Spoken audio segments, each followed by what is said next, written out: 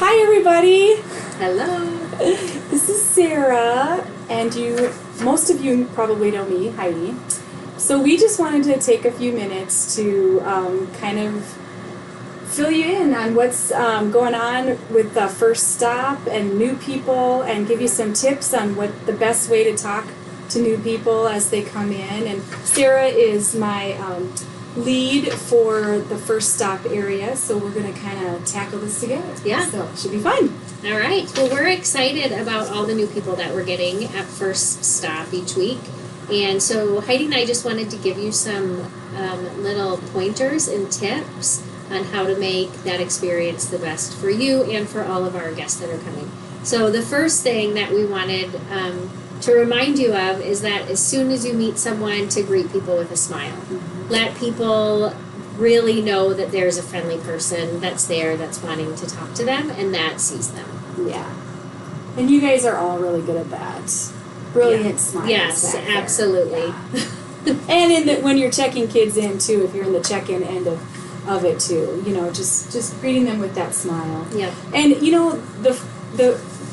really, I think the number one goal for First Stop is really to getting to know that person and getting to know their story, and getting their information, obviously, is the other one. But, the story is so important. I mean, I think that we can just get to know so much about a person if we just kind of reach out to them and find out, like, why they're here. Yeah. So, what brought them to Grace. Mm-hmm. There are people that come with a specific desire or need that they express to us, whether it being children's ministry or youth ministry or getting in a small group. We have those people that come that just want to know about small groups. How can I get in a small group right away?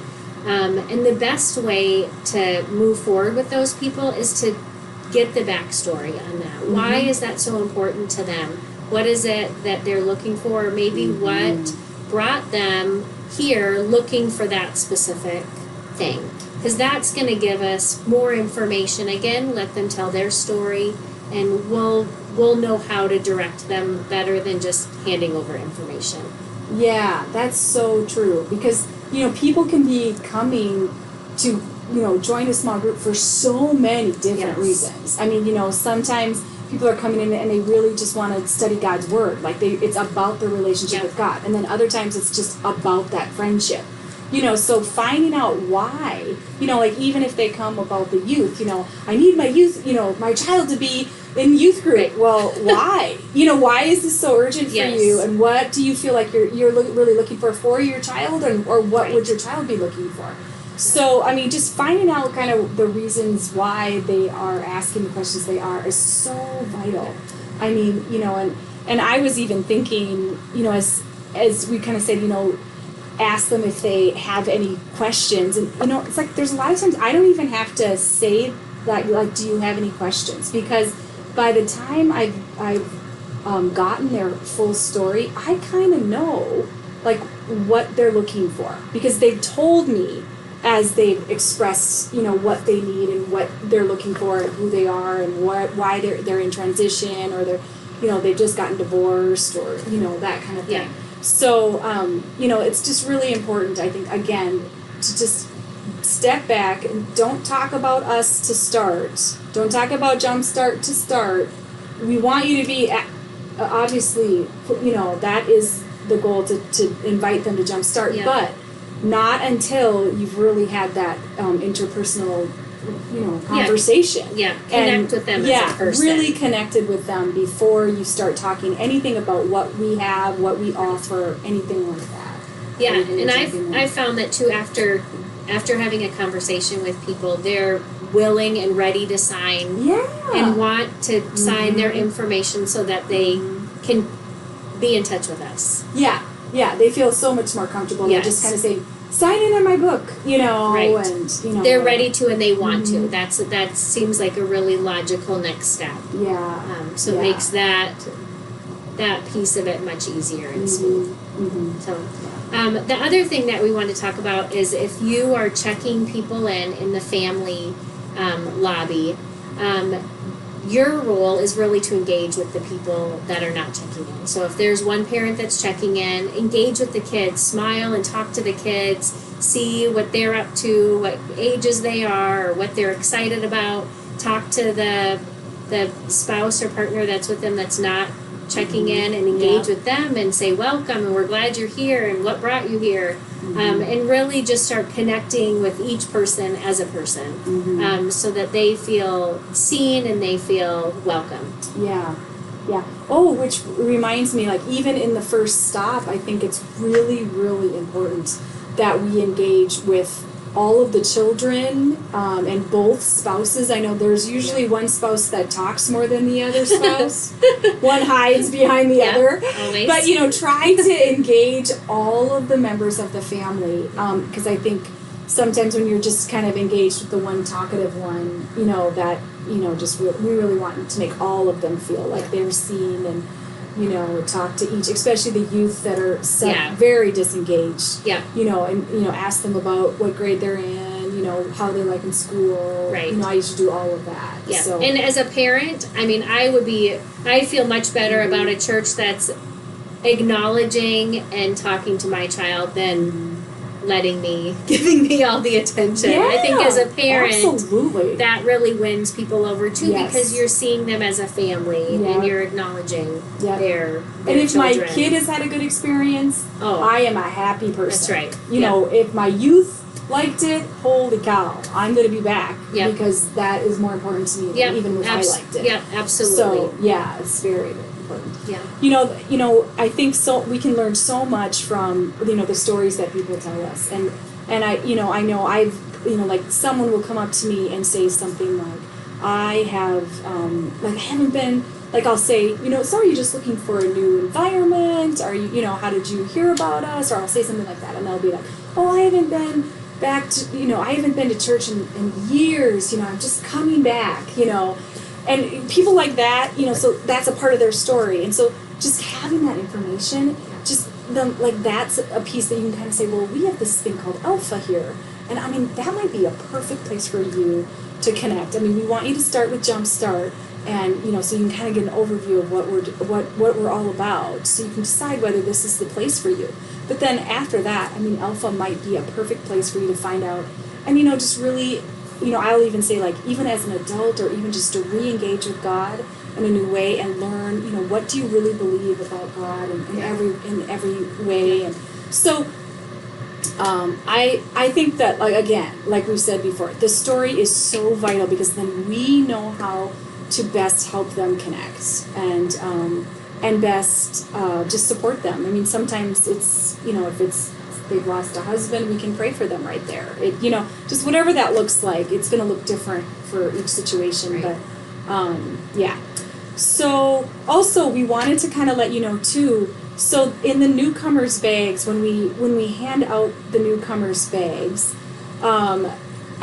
we have several things in there, and it's kind of tedious to kind of talk about each little thing that's in there. So we kind of thought there's just like a little overview that you can kind of say.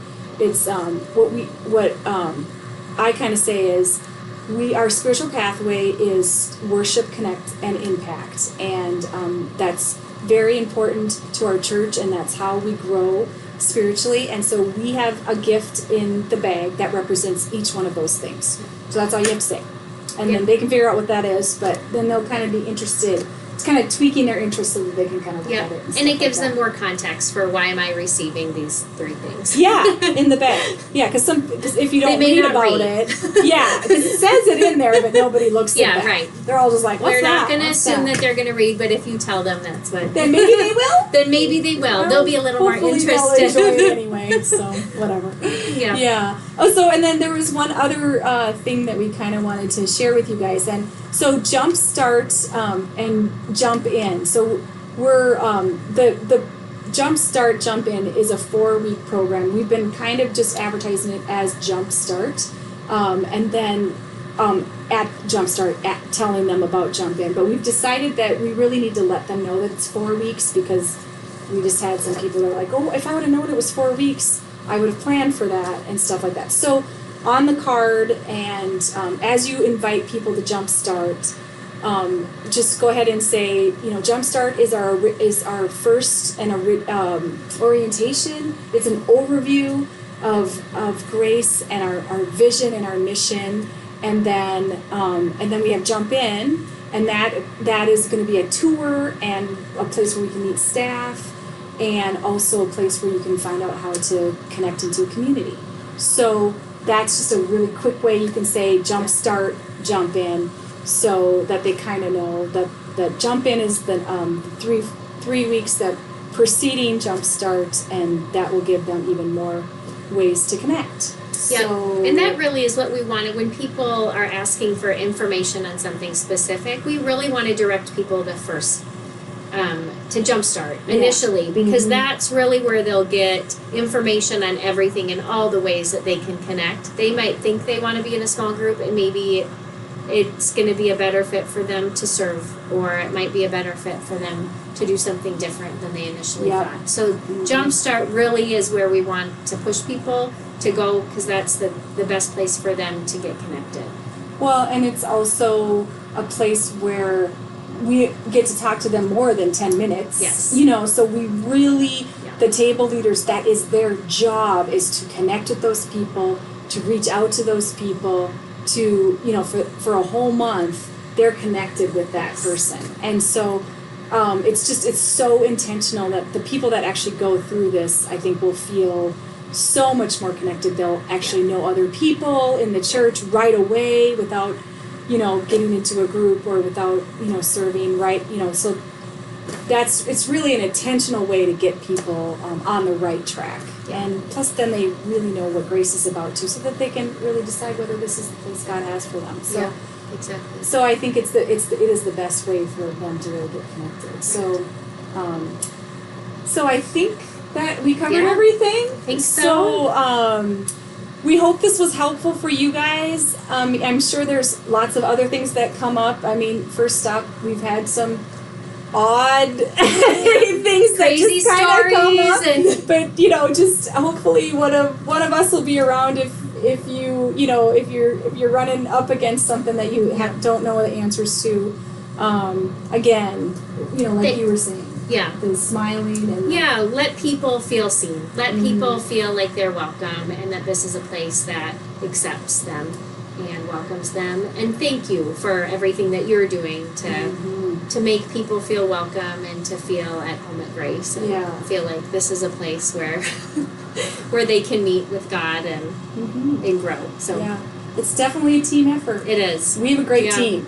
So we just wanted to make sure that you guys kind of knew our hearts, and we just always want to be getting better at what we're doing. So if you have any other suggestions or things that you've run into that you don't know what to do or what to say, please let us know, and we'll try to figure out some solutions to that. Absolutely. But we just want to be here for that. So, all right, well, Thank bye. you. Bye. Thanks for watching.